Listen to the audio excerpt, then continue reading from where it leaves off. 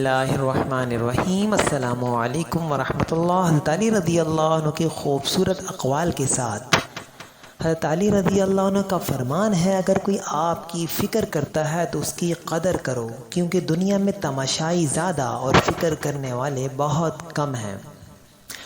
حضرت علی فرماتے ہیں، اپنی خوشی کے لیے کسی دوسرے کی خوشی خاک میں مت ملاؤ، تمہاری وہ خوشی بیکار ہے جس کے پیچھے کسی کے آنسو ہوں۔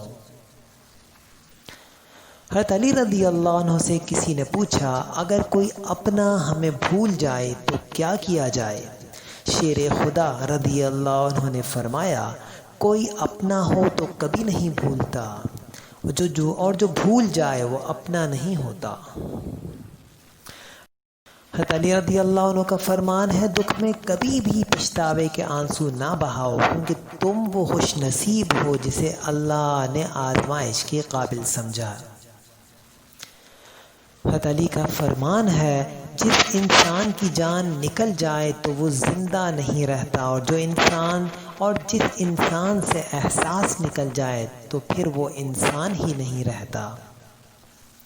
علی رضی اللہ عنہ یہ بھی فرمایا کرتے تھے، کوئی تمہارا دل دکھائے تو ناراض مت ہونا، کیونکہ قدرت کا قانون ہے، جس درخت کا پھل زیادہ میٹھا ہوتا ہے لوگ پتھر بھی اسی کو مارتے ہیں۔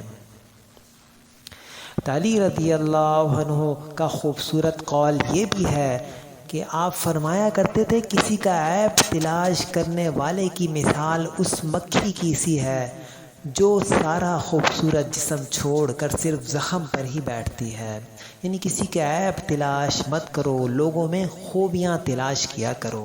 امید کرتے ہیں آپ کو آج کی ویڈیو پسند آئی ہوگی۔ ویڈیو اچھی لگے تو ضرور کمنٹس میں بتائیے گا۔ اپنا خیال رکھیں۔ اللہ حافظ۔